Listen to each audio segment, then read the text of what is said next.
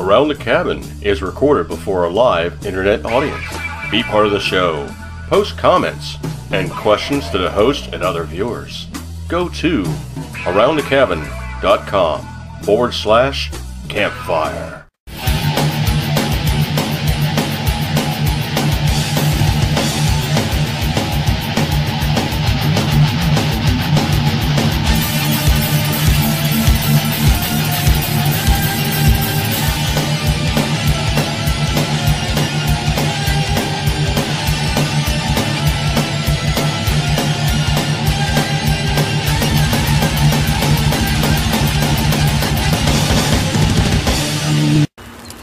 Hi, I'm John McCann from Survival Resources.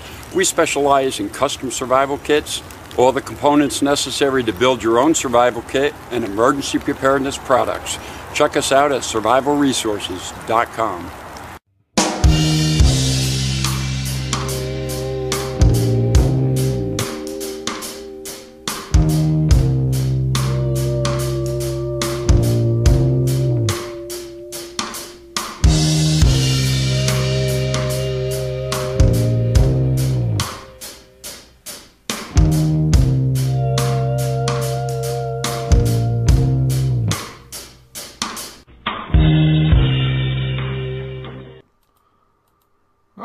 Get ourselves up live back in the chat room, and I kind of want to jump in here and show dude, have a drink, dude.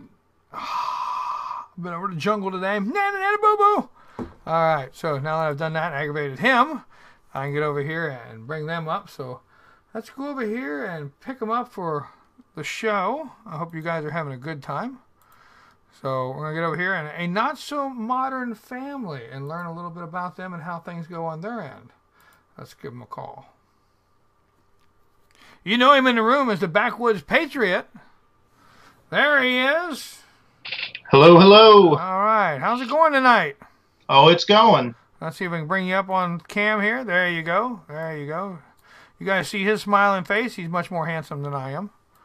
So bring it up. There you go. You don't have to agree, son. That's all right. No. So, just you tonight? Yeah, just me tonight. Everybody's been kind of sick. They got that 24-hour stomach bug, whatever that was. Oh, well, hopefully you ain't got it. You gotta have somebody in it. I had it 2 days ago for overnight. But oh, so you had it and you gave it to everybody else, huh? No, I was the last one to get it, but they're still recovering. I recouped just in a few hours. All righty. Okay, so your first name is? Tim. There you go. So you guys welcome Tim to the chat room. Tim's also known as the Backwoods Patriot. The Backwoods Patriot on YouTube is where you can find you. Backwoods Patriot on YouTube.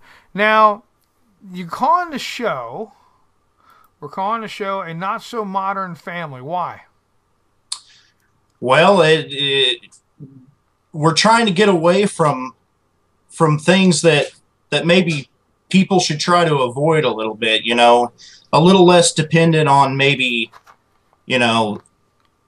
all the latest and greatest in technology, and kind of taking a step back, I'd maybe instead of using the impact drill, cordless or whatever, use a hand bit or something, just something where we can kind of get back to living the way maybe people did 80 or 100 years ago. That way, maybe if something did happen, it wouldn't be a drastic kick in the pants, But you're still using modern electricity and modern appliances and things like that. Yeah, for now. If it was up to me, we wouldn't even have electricity, but... Uh-oh, we better watch it now. You still got kids and a wife, so, Yeah, that's what I said. If it was up to me, we wouldn't, but yeah, we will. We'll have air conditioning and all that kind of stuff, but I'll still dig a root cellar and just, have everything in place to where if we didn't have a refrigerator, we wouldn't necessarily need one. There you go. So you'll have the modern conveniences, but you'll have the ability to not use them if you choose so or if you had to. Right. There you go. Very cool. All right. So now you're just starting out with the YouTube. You've only got a couple of them up there. You just started this project, as we should say. You've got some property. Yeah, family property. All right, a family property is how many acres? I'm not exactly sure on the exact number, somewhere between 1,200 and 1,500 acres. All right, and you are going to be building a home. Yep. Not a cabin, but a home. No, it's 1,800 square feet, 4-bedroom, 2-bathroom. Home. Yes. There you go. I want people to understand that. He's not out there building a 20 or 30 foot long cabin out there. He's building a 2-story regular house like you and me would live in, that kind of thing. It'll be a single story, but I mean, will it? Okay. yeah, it's just a 1,800 square feet single story. So okay, if you were to hire a construction company to build it, I'm sure it'd be about 110,000. So now you've got this property where your family has the property. You're going to move out to the property. You started cutting your own wood. Yeah. To build with. Yeah, so I went and got You're not going down to Lowe's and buying 2x4s and 2x8s and. No. That's where the $110,000 to build a house come from. There you go. No, I just started looking into milling my own lumber because I had an uncle that had a sawmill, and I always thought it was neat that we could just go and cut 100 2x4s and build a barn if we wanted to or whatever, and it really didn't cost anything but fuel and nails. So I started looking into that and found that about the cheapest way I could go was the chainsaw mill, where you can mill lumber with a chainsaw, a little jig attachment that just bolts to your chainsaw, and you just mill away. And so that's what I'm going to do. Well, we'll get to that video here in just a little while, but let me talk to you and find out a little about you. And you're married, and how many children do you have? We have 3 kids. My daughter's one of each, right? No, just. No, yeah. My daughter's 10, and then we have a son that's 5 and a son that's 1. There you go. Very cool. You need a new hobby now. No. Yeah. So, your wife's on board with this? The kids are on board with this? Yeah. They don't help a whole lot, but they're okay with me doing it. There you go. I saw one of the youngins stick his head around. Yeah. That's okay. That's what kids do. That's what kids do. They're part of this, part of the world. So yeah, it doesn't bother us. They jump in. With these things going along now, what do you do for a living? We are self-employed. What we do is we go around to a lot of consignment auctions. Around this area, there's a lot of consignment auctions. Well, maybe I should ask, what area are you in? Southern Missouri, about 50 miles east of Springfield. Okay. So you go around to these auctions and we buy truckloads and truckloads of stuff. And then our family has a commercial property building in town, and we just bring it all to that commercial property and we sell it. We call it a yard sale to stay out of trouble with the city ordinances and things. So, but yeah, we sell it in a commercial building. Very cool. Very cool. So you got like a little thrifty shop kind of thing going on? Yeah, it's a yard sale. It's a yard sale. Yeah, okay. I know what you mean. So yeah, very cool. Very cool. So you find a lot of good stuff? Oh yeah. Yeah, there's a lot of good stuff around here, especially at estate sales where people have maybe passed away, and you can find just all kinds of antique tools and just stuff that's just solid steel. Is it a more country setting or city setting? I mean, what kind of setting are you living in now? It's about as backwoods as you can probably get. I mean, we're about 2.5 hours from the Arkansas state line, and some of their theology spill over into us. So, okay, very cool. So you guys do that. You buy your stuff, and you resell it, and you make your money that way. And I guess you find a lot of good stuff for yourself that way. Yeah. We keep. Well, my wife especially, she keeps. I don't know, probably 20% of everything we get. You'll run out of room one of these days. Mike Parker wants to know, do you have Osage down there? Osage trees? Not that I know of. Okay. We have a lot of hardwoods. Okay. A lot of oak and walnut, elm. Osage, you got them big green balls that drops off of it, big hedge apples that come down off of it. Yeah, a lot of them. Yeah. So, all right. So now with that going on, you're building this house. And how much do you think you're going to spend on the entire house? What's the ballpark you're shooting for? Well, I'm shooting to stay under $15,000 for the whole thing. All right, what kind of plumbing you going to have? PEX. Okay, what's that? PEX tubing is a flexible No, plumbing. I mean, is it going to be a cistern? Or are you going to have toilets? Or are you going to have there's outhouses or what? There's already a well on the property, and there's already a septic tank on the property. Okay. My father-in-law and mother-in-law lived there on that property site in a trailer about 25 years ago when they were buying the house that they live in now. And so they only lived there for 5 years. So the well has only got 5 years of use on it. The septic tank's only got 5 years of use on it. So we're just going to pipe right into that stuff. Okay, so all you're going to do is actually, instead of dropping another trailer on the property, you're going to build a house on the property and hook right in and run with it. That's it, yeah. Oh, you can't beat that with a big stick. Yeah. So, yeah. So, are you putting a basement in? No, that just to pour a basement would be like 20 grand. Okay, so you're just going to use a slab that's already there or something like that? No, I had a guy I know come in with a little Kubota backhoe, and he dug me out a footer trench about 3 foot deep, and we poured about 8 inches of concrete in it around the perimeter, and I'm laying up concrete blocks to come up out of the trench. Okay. All right, well, that sounds like a plan. Now, are you going to have regular electricity? Yeah. Going to be wired into the system? Yeah, at least at first. At first. And then you'll go from there. After you get the house and get the family moved in, then you're going to start with the supplying yourself with off-grid electricity and things like that?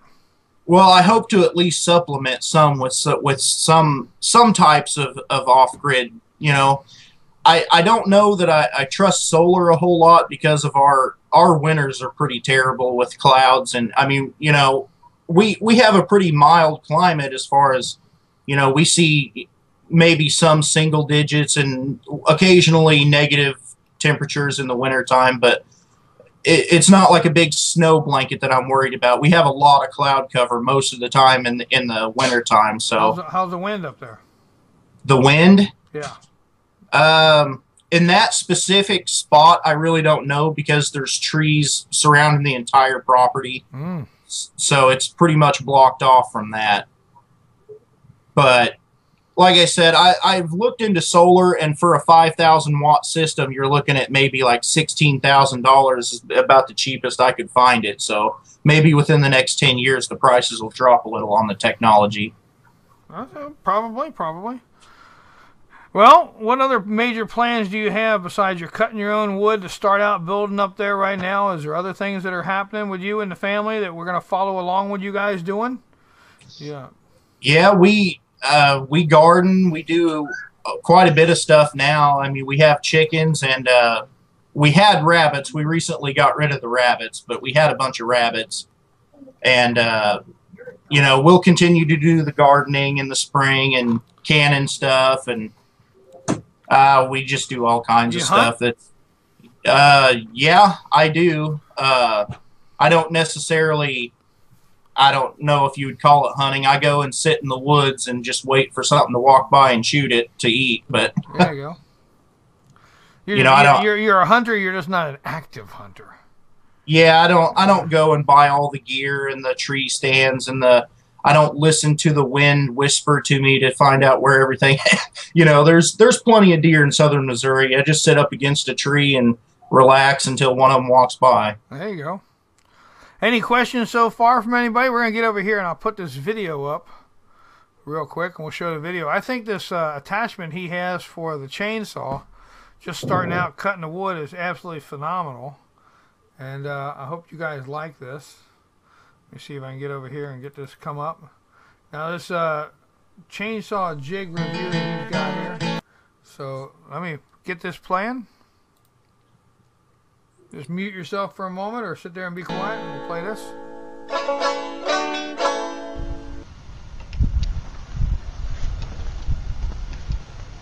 Okay, thought I would just do a quick kind of introduction and review on this timber jig.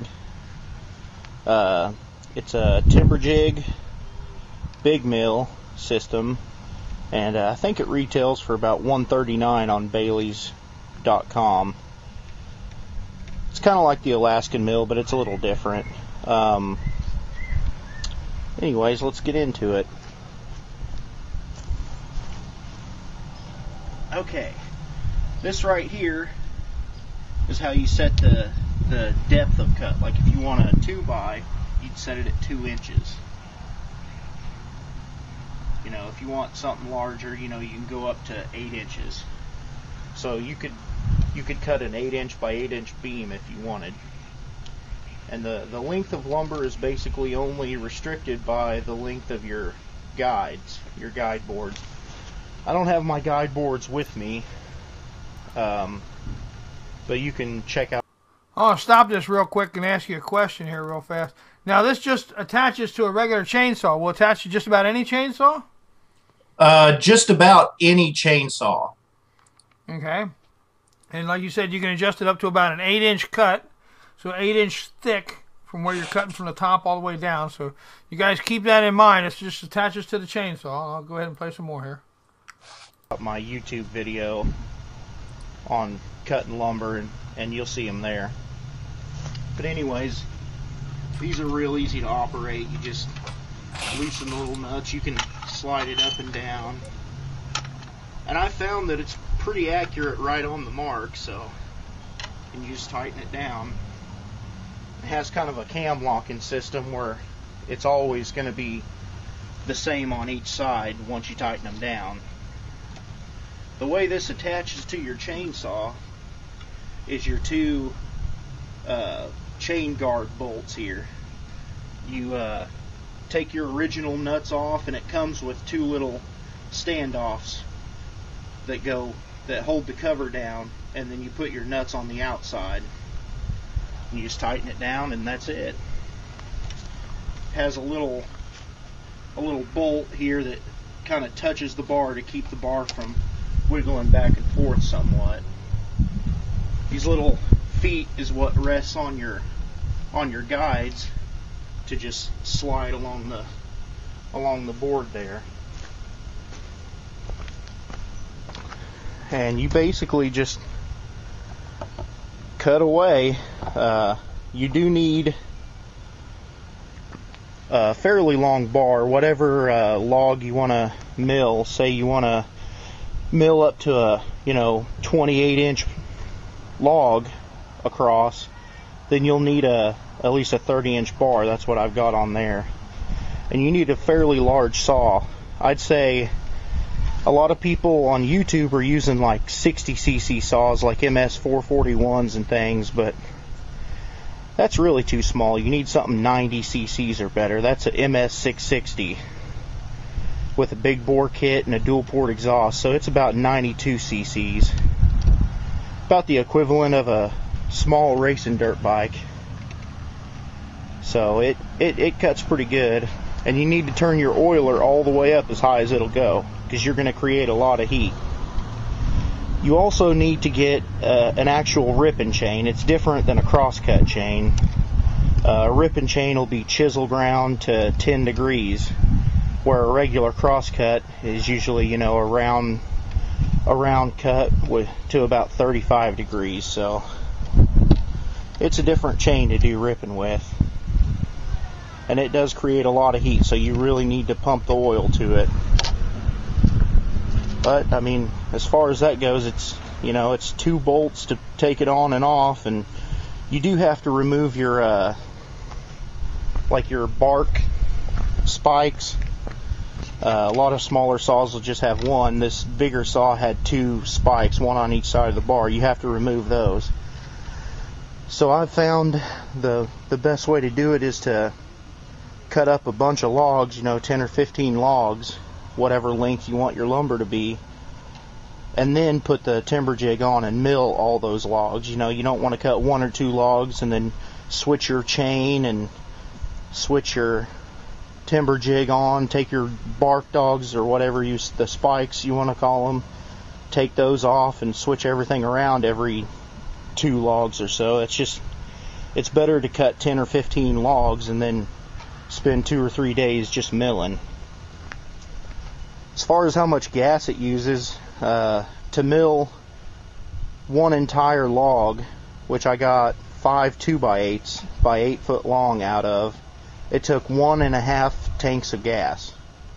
So, you know, not very much gas at all. Maybe, I don't know, 1/3 of a gallon or something. But that should be about it. Overall, I'm pretty impressed with it. It does good. It cuts good square lumber. And I've never done it before. You know, I've used a big circular sawmill before, so I understood the process of you know, milling the cants and then getting your lumber out of it. But as far as actually using a chainsaw mill, I'd never done it before, and I got good results the first time. So it's something that just about anybody can do. You just have to have the initial investment. But that's about it, you know. If you've got the standing timber, why not? Why not do it? We get it back over here. Sorry, you said the initial investment there. How much was the initial investment for that? Well, the MS660 chainsaw, if you were to buy it new, it's $1,200. Okay. But I found just a jig in that. How much is just a jig setup? Okay, the timber jig's $139. Okay. And then maybe about $15 worth of one buys from the lumber yard to make the guide rails. All right. Now, does it come with instructions to make the guide rails and everything? It does, but you have to be a little mechanically inclined because it comes from Sweden. So a lot of it is in like Swedish and Finnish and all that kind of stuff. But it does have an English section, but it translates kind of weird. But you can figure it out. There you go. So you can actually get on there, and if you go to his YouTube channel, you can actually see in action him milling the lumber and him taking care of that stuff, cutting it up. All you have to do is go to the Backwoods Patriot on YouTube. Dude says 90 cc. Well, darn, I can never get more than a cc or so myself. Bad joke. Yum. Bad joke. Now, any questions on milling the lumber? Like he did say, he did buy another blade. I bought several. I bought several chains. Most people will want to use like a professional Oregon chain or something like that, but those things are like $70 a piece. I went down to the steel dealer and I paid $23 a piece for the ones that he made me, and I'm still on the first one, and I've cut, I don't know, 20 2x8s so far, and it's still, I've sharpened it maybe 5 times. Now, when you make a 2x8, you make a real 2x8. 2 inches by 8 inches, yeah. Yep. So you go over and watch him cut these on cut this log and go down through that. Really, really nice. Now, do you have? Of course, when you take the top part off and you straighten out the log and everything else, you know that first cut's not going to be a 2x8. It's going to be a 2x whatever the heck that thing is, cutting off the top and everything. What do you do with those extra pieces of wood? You just cut them up into firewood. Is that it? I don't Yeah. know if you're going to turn them into something fancy or use them for planking or anything like that. So No, I don't, because usually you won't get a log that's completely straight from one end to the other. You'll get, you know, when you cut a slab off, you'll get, you know, one end might be 1/2 inch thick and the other end be 3 inches thick. So okay. it's not really good for anything as far as I'm concerned. I mean, if you wanted like a 3 foot long 1x6 or something like that, you could probably do that. It's just, for me, I just cut it up into firewood. So now the 2x8s are going to be what, your floor? The floor joists are going to be all 2x8 by 10 foot. All right. And are you going to put down hardwood floors? Yeah. The floors will be, well, the subfloor will be 1x6s. And then the floor on top, the actual finished floor that you'll walk on, I'm going to cut that out of black walnut, and then I'll sand those and finish those. All right, so what are you cutting the 2x8s out of? White oak. White oak. Okay. Yep. Very cool. Yeah, they're a 2x8 by 8 foot board out of white oak, green like that, wet. I mean, it's like 65 or 70 pounds. Now, how much would that kind of board cost you in the store? Well, if you were to go to an actual hardwood dealer, because the lumber you get from Lowe's is pine, Right. or poplar or whatever like that. You're not going to find a 2x whatever in oak. But if you were to go to a hardwood dealer, they don't really sell it in 2x. They sell it in quarters, and they sell it by the board foot. So a 2x8 by 8 foot long would probably be a $20 piece of lumber. So think of how many he just whipped off 5 of them. You what 5 the other day? You took off? Yeah, the video on YouTube, I took 5 off. It took me about half the day to do it with setting up the camera and all that, but it only took a tank and a half of chainsaw gas. And that was, is it mix or is it straight? No, it's mixed. It's mixed gas and then bar and chain oil. And how much do you think that run you? I'm guessing the cost for those 5 boards might have been $1.50, and it's about $120 worth of lumber. Yeah, well, I like it. I like it. So we're gonna go along with you as you build your house. We're gonna go along with you as you guys run around and do your sales stuff and can and cook and do whatever else you're gonna do. And you guys are gonna blog with us and you're gonna do the show with us. And I'm looking forward to this. I'm looking forward to this. Your wife's gonna be joining us occasionally. Yeah, she'll be really involved in it. My side of the stuff, I'm more of the, let me get out to the woods and get some stuff done, and she takes care of all the business end of making day-to-day life happen. So there you go. So she'll be a big part of it. She does a lot of making her own deodorant and making our own laundry soap and doing all that stuff. So that's her deal. Well, you're gonna have to put some video out on all that stuff. You're gonna have to get her another camera and you a camera and videotape all that good stuff. Now they do have. Dude wants to know, what are you going to do for the floor insulation, and it's just going to be a crawl space or what?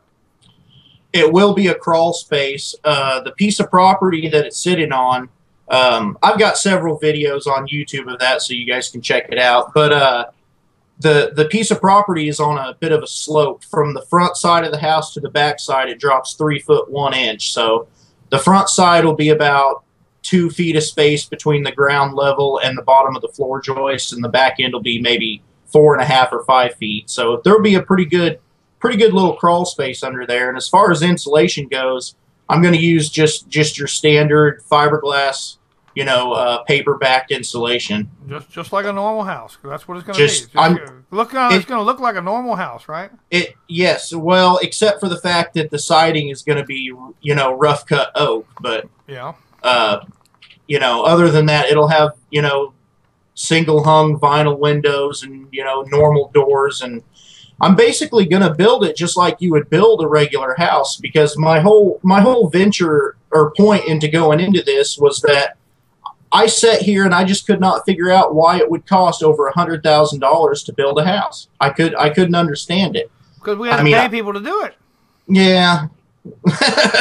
Well, that's the whole point. If you can just get out there and just dive into something, and especially with YouTube and things now. Yeah.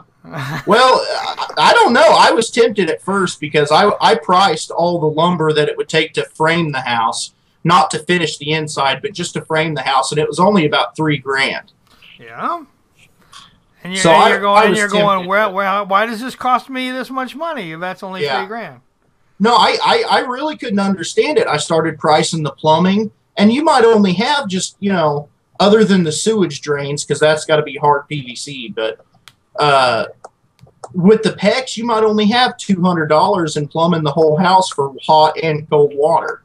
And then, on the electrical side, that it does cost a little more with the price of copper and everything, but it all didn't add up to anything over $15,000. So I got tied up in the brain just wondering why it costs so much.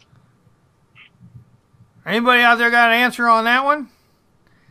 I mean, I understand the contractor's labor and all that, but when you're jumping from $15,000 or $20,000 in materials all the way to 5 times that, I don't think the labor should be 5 times the material, but maybe it is. I mean, I don't know. Well, they got to pay. Nails are expensive. That's what it is. I don't know about that. I can get 20D or 20 penny nails, which is a full 4-inch long nail. What about some of the metal connectors they use nowadays? Maybe those are expensive. No, those aren't the expensive parts. Oh. Well, I'm not going to use those. Yeah, but I mean, they do nowadays. I mean, how expensive is it going to be? I don't know. But, Well, yeah, if you use joist hangers and all that, they're $1 a piece, and you need like 400 of them. But see, there you go. That's part of the money right there. That's it. No, I'm basically building this like you would build a house in 1945. I mean, we owned a piece of property right next to us that we were going to turn into a rent house, and it's about 80 years old. And I tore one of the walls out to look at it, and it's built just the way I'm going to build mine. So, and it's still standing 80 years later, solid as a rock. That's because it probably has real wood in it. Yeah, it's rough cut oak. Yeah. So. Dude wants to know about how much was the building permits. Was the permits expensive or? $0 because I didn't get any. $0, you didn't get any. Uh-oh.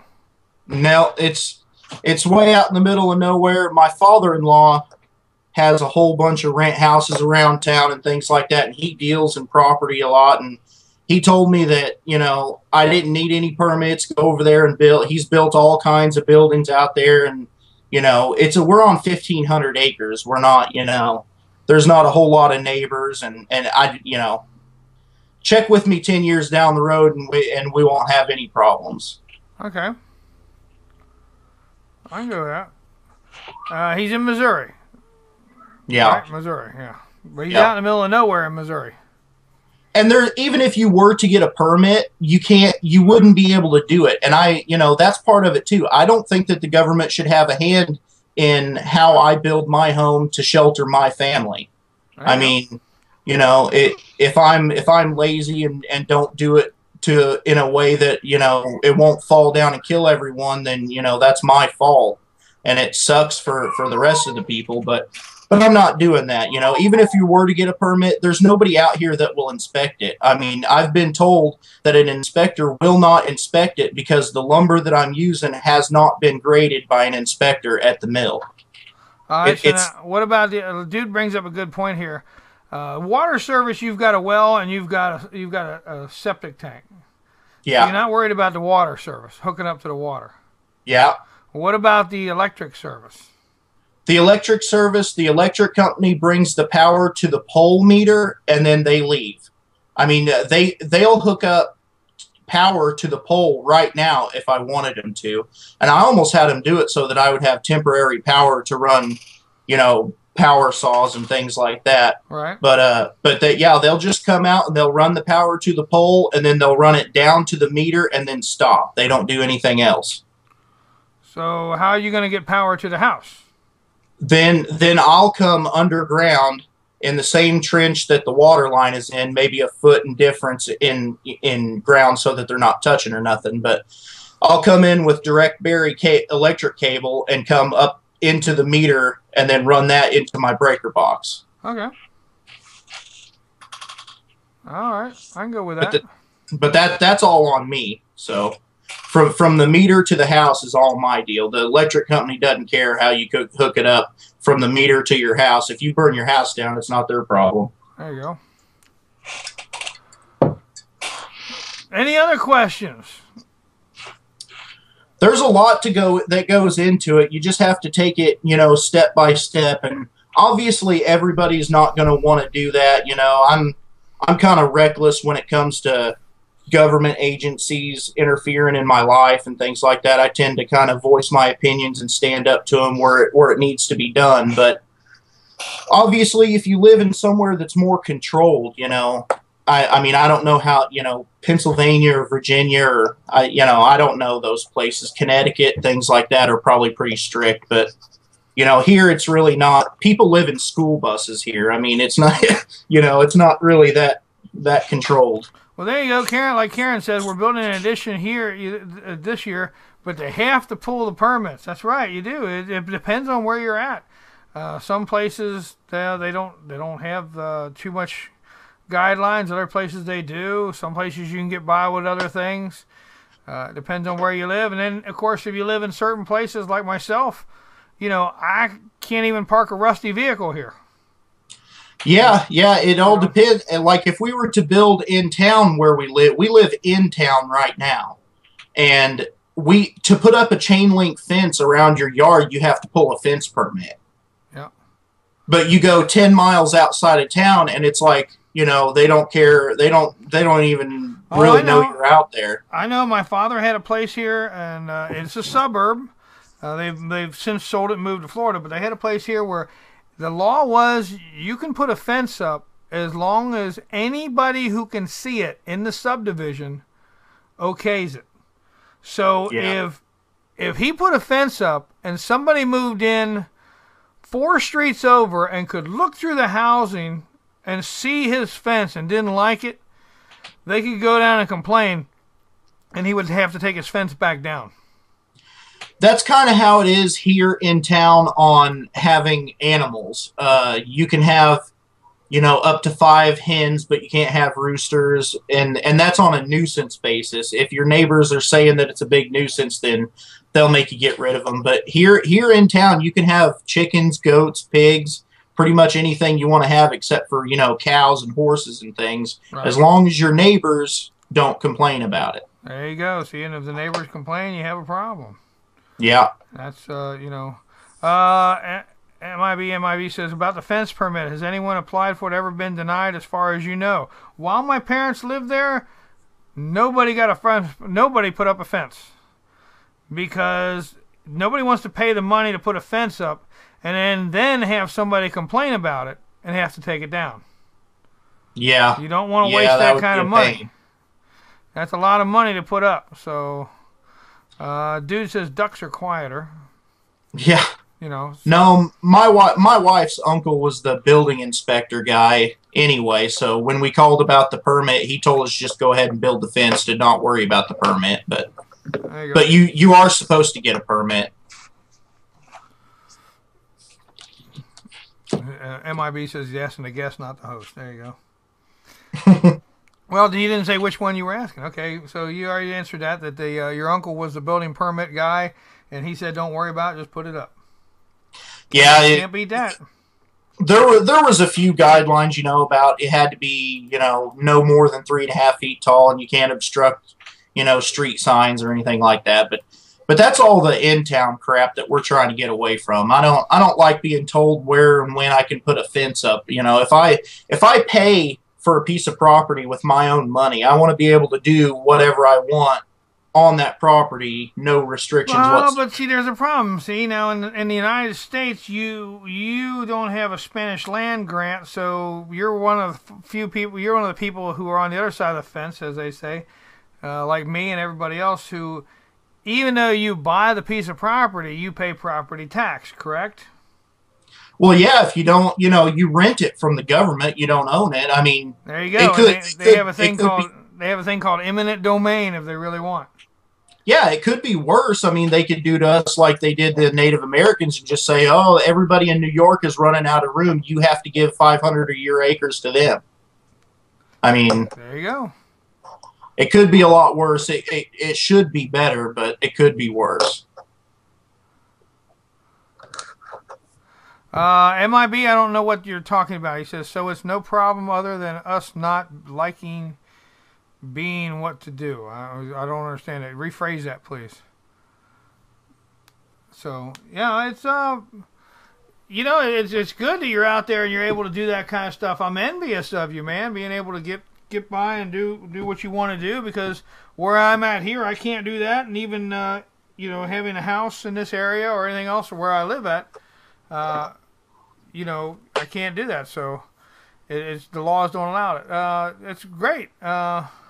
Well, yeah, it's like you said you grew up in Kentucky, and I'm sure you can relate. I've lived the old way before. My aunt and uncle, I lived with them for a couple of years when I was a teenager, and their electric bill was like $27 a month. I mean, they had nothing. I mean, they ran light bulbs and a refrigerator with their electric, and that's about it. Well, when it got dark, we went to bed. When it got light, we got up. Yeah, they didn't even have indoor plumbing. I mean, we went down to the creek, to the spring, with milk jugs, and then hauled them up to the house to cook and wash and all that stuff. So we've talked about that. I've lived that way, and then now I live in town, and it's about to drive me nuts. So, you know, I was very happy living that way, and now I'm going crazy, so it's time to take a step back. Well, you and I had talked about that before, and other people here in the room, I'm sure, can relate to us. We both know people that live in school buses, or, as I said, a friend of mine that I know drove a bread truck up the hill so far until it got there, and then that's where he left the bread truck. He took the axles off, cut a door in it, popped a hole in the roof, put the stove in, and he actually lives to this day in an old bread truck. That's his house. And, you know, he's got an outhouse out back and the whole 9 yards. And nobody bothers them. These are people down there in the hills that nobody bothers. And like where you got, people live in a school bus.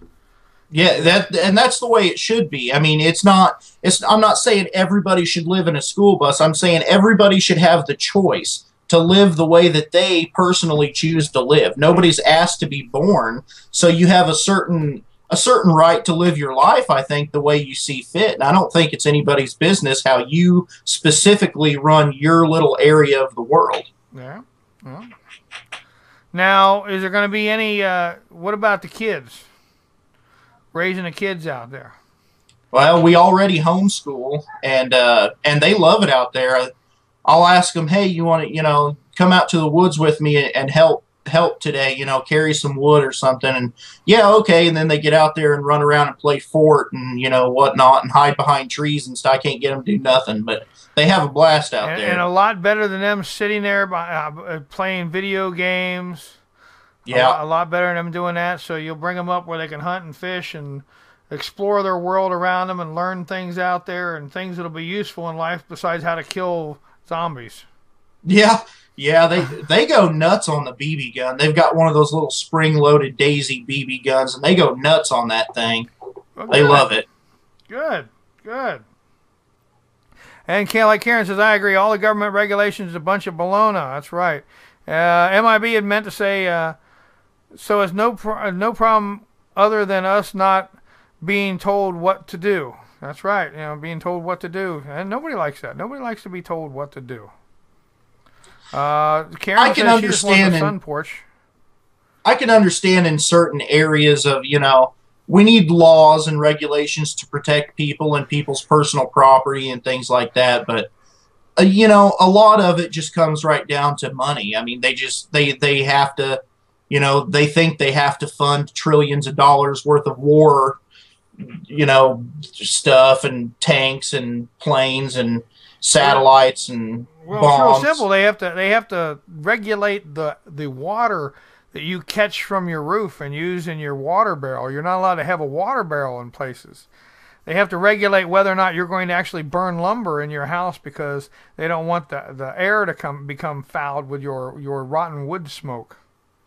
Well, I'll tell you what, they're going to have to hire about 4 million more employees just to cover southern Missouri. So there you go. To enforce that.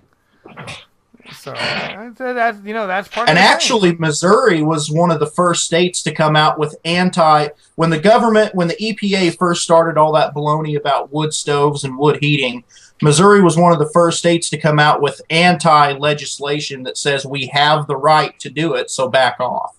Very cool. Very cool. Well, what do you guys think? You guys liking this? You guys ready to go for this ride along with him and his family? This turned into some kind of an anti-government rant. I didn't mean for it to. Oh, no. Foos is actually one of the owners here at Around the Cabin, and he's also the webmaster. So, no, he's anti-government. I'm anti-government. Don't worry, I used to work for the government. But yeah, I'm anti-government myself, and it's not about being really anti-government for me. It's about stupidity. Yeah, I just want to be left alone. I mean, it just comes down to that. You know, they can do all the legislation they want, and, you know, I'll pay my taxes like a good American and all that stuff. Just don't come to my house and bother me. You know, if I want to burn wood in my fireplace, I'm gonna burn wood. If I want to collect some rainwater that falls out of the sky, why should I have to pay you for that? Yeah. You know, it's not that like I said, it's not that I go ahead and put the link in. It's not that I don't like my government. I like the way the government was set up. Yeah. I don't like it now. So it's like I love my country. I'm not real happy with my government. Okay. I understand what it was there for. I understand the way it was supposed to be, and I can't agree with what's going on now. But I bled for this country, and I'll bleed for this country again if I have to. I have no problem with that. Yeah. But yeah, there's a part where you have to just back up and say, okay, this is getting stupid. Well, the stupid part is like, we need order, okay? We can't just turn everybody loose and say have fun. We need order, but what we don't need is 4,000 presidential orders. Obama signed a presidential order saying that, the people in the black SUVs can come to your house, drag your spouse out, arrest them, and if you say anything about it or tell anybody about them taking your spouse, then you go to prison for treason also. There you go. They could just come in and take you whenever they want. And if you say anything about it, then you go to prison. That's a presidential order. Well, and I don't know. I don't like the way things go right now. But I'm done. I'm retired. I'm out. I'm good. I'm good to go. Got my 20 years. I'm set. But that's yeah. Now the other thing is, I think it's going to be fun to ride along with you guys and see how this turns out. I love the idea that you're building your own place. I love the idea, of course, that your wife makes her own laundry soap and does the other stuff around the house, her own cleaning things and everything else. And, that's important stuff. I can't wait to see you guys posting stuff up and putting things up and putting your videos up and then doing the shows around here and teaching us these different things. And I think that's what we need. We've got so many people involved in that here at Around the Cabin. Everybody's got a different take on it, and I think that's something that's just fascinates me that we need that kind of stuff. We need to learn how to do these different things. Well, that was my goal going into it. Was I got very frustrated looking on YouTube. I was trying to figure out how to do everything. I've built things before, but I've never built a house. I mean, I don't know all the steps, so I was, researching it and looking on YouTube and whatnot, and nobody on there would break it down to the level of, do this, and that, and every step in great detail. They'd kind of skip around and whatever, but that was my whole intention going into it, is trying to share knowledge, detailed knowledge, to where anybody, even without carpentry skills, can watch how this goes and build their own house, and not, it brings it within reach to normal people. I understand a lot of normal people can't afford to build a $150,000 house. Around here we can't, unless you get a 40-year mortgage or something like that. But a lot more people could afford an $18,000 or $20,000 investment. I know people that are on their third mortgage. Yeah, I don't even have a bank account. I don't want any part of that. And I know people that live, hand to mouth, paycheck to paycheck. That's basically how we are. I'm going down tomorrow. I'm donating my time. I'm actually handing out at a place, donating. I donate my time as we hand out food to people that don't have enough to eat, and that's what I'll be doing tomorrow morning. And, they don't have, some of them, don't have a place to stay. Some of them don't have enough food to feed their children. I think we need to learn how to get back to these basics and do these kind of things. And I think that we need regulations and laws standing to protect people. So if they want to go out and build a house, they can build a house on the property that they buy. Of course, they need to, go through the proper channels to do this stuff. We don't want to have somebody go out there and build a 55-gallon drum house. Where nailing pieces of metal together, a hodgepodge where somebody's going to get hurt or something.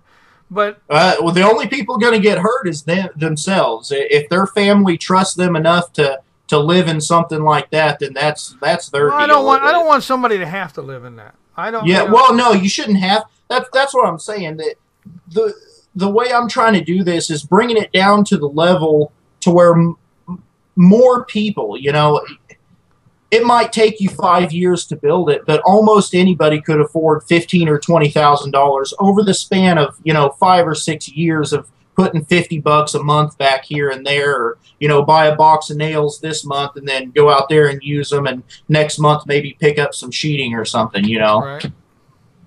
Now, I've been in countries where they've cooked their meal in an old rim off of a vehicle, Yeah. as a grill, and I've used them as a barbecue grill before with a refrigerator grill over the top. Yeah, it works just fine. But I mean, they cook every meal that way. They have dirt floors. Their walls may be put together with whatever they can find, pallets or whatever, and then they flatten out 55-gallon drums and nail them up for walls. And I think, okay, when the lightning hits, this is going to be ugly. And I think about those kind of things, and I've seen the kids get scratched and die from tetanus, from rubbing against the wall and things like that. And it's not that you want your child to get sick; it happens, and because of what you live in. So, having decent housing is something that in this country we should all be able to have. There are too many empty buildings sitting around in this country that can be turned into businesses and housing. That we could have decent housing for every American. Well, the system kind of sets people up for failure because, it wasn't all that long ago that a good work ethic and a strong back could get you quite a good life. And a chicken in every pot. Yeah, that stuff is not valued anymore. Nobody cares about, a coffee table or a dining table that's made out of solid oak or maple or whatever that's going to last 300 or 400 years. Nobody cares about that. They want to go to IKEA and spend $30. Because we have turned into a disposable society, or as my favorite saying is, we've got the McDonald's lifestyle. Yeah. I don't. Hard work is not valued anymore. Plumbers and tradesmen used to, even in the 50s, a plumber was a pretty respected profession. I mean, you had to be a skilled person, and then now we just look down on them like they're trash. Yep. Oh. It's sad, but I am looking forward to taking this ride with you and your family, and I'm sure there's other people in the chat room that are interested in following along with you, and I really hope that you can share your knowledge with us and maybe pick up some knowledge from a few other people here, and I welcome you to our family here at Around the Cabin. Give me a thumbs up, or what do you guys think? You guys ready for this ride? Are you guys ready to go along with him and his family and see where this takes us? Are you interested in this show? Is this something you guys think is going to make a good show? I think it is. I want to see what you guys are thinking about because, we're going to find out about some animals with him, and we're going to find out about some trees and what he's using and why he's using certain woods, and we're going to find out her recipes for making soap and canning and everything else that they do around that house. Now, are you guys using, I got to ask because, you never know, are you guys using disposable diapers or cloth diapers? Cloth. Man, I love you already, brother. I love you to death. Yeah, we homeschool and use cloth diapers, and my wife breastfeeds. We don't feed formula or any of that crap. So good for you. That's great, man. We used cloth diapers on ours, and my 16-year-old for some reason won't get back in it. But no, I'm just kidding. Yeah. But no, we homeschool. Our 16-year-old is still here at the house. The other two are already, out of the house. One's married, one's in college, and doing great. So I love it. I love this. That people get back to this kind of way of living and go that route. I think it's going to be good. Already got a couple of comments. Great show in here. So yeah, dude. I'm trying. I'm almost to the point of wearing the diapers now, but for some reason. My wife won't go out with me if I put them on my head. I don't know why. But yeah. I tried to get the 16-year-old in a diaper again, but no, she won't. Yeah, I don't know. I said, but I got all these diapers, and they're in good shape. They make wonderful polishing rags, though. Yeah. My wife gets mad because they're kind of expensive nowadays because it's kind of a trendy thing now. But well, there you go. No, that's good. Cloth diapers and homeschooling, and yeah, man, I love it. Now you're gonna start blacksmithing, turning out your own nails. That's what. Well, it's funny you mentioned that. I probably will once the house is built. Then I'll build a barn building, and we'll have some pigs and goats and maybe a milk cow, and we'll go through all that. Yeah, I'll definitely build a brake drum forge. There you go. Oh, Karen says it's raised the price of canning jars too. Ugh. Yeah, that's true. They're high. These people are starting, but here's the problem, Karen. They're not using canning jars for canning. They're using them for pretty things. They want to put like light bulbs in them, and sell you a jar. I saw a jar full of buttons for $20. Oh, I guarantee they sell quick too. And I'm like, no, I'm not buying a jar full of buttons for $20. So yeah. Oh, I have to mention real quick. We had a contest, and we gave away a $10 Target gift card on our Facebook site, which is a Not So Modern Family on Facebook. All right. We should go. Wait a minute. We should go join that up. Not So Modern Family on Facebook. Everybody, somebody find me that link and put it in the room. Everybody go over there and join up to a Not So Modern Family on Facebook. The winner of that was Breezy Bledsoe. I said I would mention it. So Very Breezy cool. Bledsoe won the $10 Target card, and we will have a giveaway every month. So to enter, just go over to the Facebook site, and we have a pinned post where you can comment in that pinned post, and that'll enter you. Just put a comment in. Fabulous. Let's go there. Also, I want you guys to go over and subscribe to the Backwoods Patriot on YouTube and follow along with his videos over there. They're going to be writing and doing other stuff here with Around the Cabin. So, yeah, congratulations to Breezy. And you need to get them people over here in the chat room. Get them over here so they can ask you live questions in the chat room. Yeah, my wife does a lot of reviews and things like that. And she has a website, homemakingheather.com. There you go, homemakingheather.com. Yeah, and she's got, I don't know, like 3,000 followers on Facebook or something like that. So we do need to get some of her friends over here. Very cool. Well, you need to post some of her reviews up on Around the Cabin too, so we can watch that. Karen Lynn says, I know her site. Oh yeah? There you go. Oh yeah. You've already got a fan. Yeah, there you go. Or in Karen's case, you have a stalker. No, I'm just kidding. I'm just kidding. My wife don't care. Rich, do you know how many subs you have on YouTube? About 400, if I'm lucky. Yeah, nobody wants to watch hour-long YouTube subs or YouTube videos. It's a collection place for our stuff. We don't usually use our YouTube very much. Are you? Well, I guess that's Around the Cabin. I don't even know about myself. I have a personal YouTube also, but I haven't used it in so long. I have no idea. YouTube's getting kind of finicky. People, for some reason, want you to keep your videos at about 15 minutes. I like when people put out an hour and 10-minute long video where I can just sit back and watch it. Yeah, we just put up the shows there. I slap all the shows up and we go that route, and and then we have them archived on a website. It's just a extra place to keep the shows. So yeah, no biggie to me. That's they come to the website to watch the stuff. That's good. My own YouTube stuff, I don't do much with it anymore. I'm too busy doing this stuff. Well, I'm going to be interested seeing your wife next time with something going on from her, or maybe a video to put in there. And this was just kind of get to know you kind of show.